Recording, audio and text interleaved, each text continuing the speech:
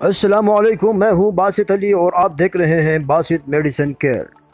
دوستو، آج میں آپ لوگوں کو ایٹراکونازول میڈیسنز کے بارے میں کمپلیٹ گائیڈ کروں گا، یعنی اس کے یوزز، اس کے سائیڈ ایفیکٹس اور اس کے وارننگز خاص طور پر کیا ہے، اس سب کے بارے میں آپ کو مکمل طور پر گائیڈ کروں گا۔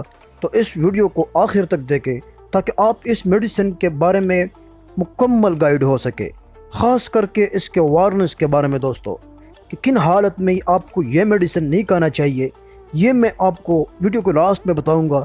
تو اس ویڈیو کو آخر تک دیکھیں تاکہ آپ بہتر طریقے سے اس میڈیسن کے بارے میں جان سکیں۔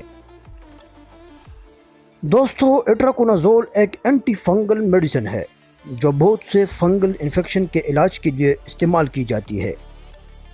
اس میں ایسپرگلوسس، بلاسٹومیسس، کوکسیڈومائکوسس، پیراکوکوڈیومائکوسس شامل ہے۔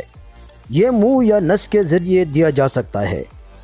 دوستو، اس کے مزید یوزز کے بارے میں اگر میں آپ کو بتا دوں تو اس کے مزید یوزز ٹریکونازول گولیاں اور کیپسول پیر کے ناخنوں کے کوکی انفیکشن کے علاج کے لیے استعمال ہوتے ہیں۔ ایٹراکونازول مائع کی شکل میں جو ہوتا ہے وہ گلے کی خمیر کے انفیکشن یا غذائی نالی جو حلق کو پیٹ سے جوڑتا ہے، اس کے علاج کے لیے ڈاکٹر پرسکرائب کرتے ہیں۔ ایٹراکونازول اینٹی فنگلز کی کلاس میں سے ہیں جسے ٹرائنازول بھی کہتے ہیں۔ دوستو، اگر اس میڈیسن ایٹراکونازول کے ساتھ آپ فلوکونازول ٹیبلٹس بھی لے لیں تو رزلٹ بہت اچھا ثابت ہو سکتا ہے۔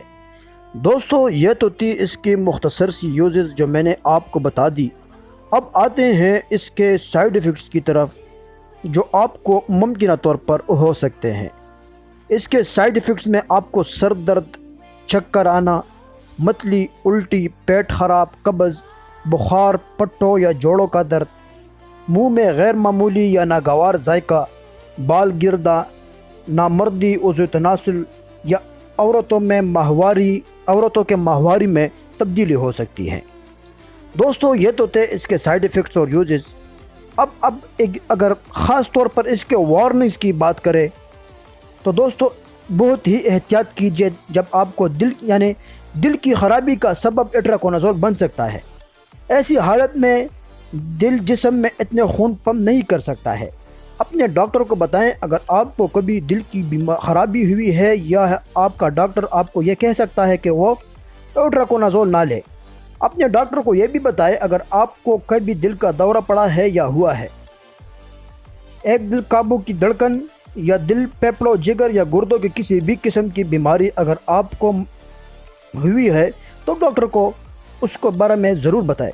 ایٹراکونازول لینے کے بعد اگر آپ کو سانس لینے میں تکلیف ہو، بلغم، گلابی ہو یا سفید، کھانسی ہو، کمزوری، ضرورت سے زیادہ تھکاوٹ محسوس ہو، تیز دھڑکن، پاؤں، ٹخنوں یا پیروں میں سوجن، رات کو اچانک جاگ رہے ہو، اچانک یعنی بندہ سو جاتا ہے تو رات کو اچانک جاگ جاتا ہے، اگر ایسی صورتحال پیش آتی ہو یا اچانک وزن میں اضافہ محسوس لگنے لگتی ہو تو ایٹراکونازول میڈیسن کو فوراً بند کر کے اپنے ڈاکٹر سے رجوع کریں۔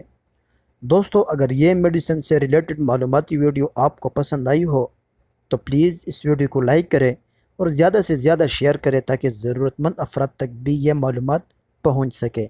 نئے آنے والے دوست میرے چینل کو ضرور سبسکرائب کریں۔ بہت شکریہ۔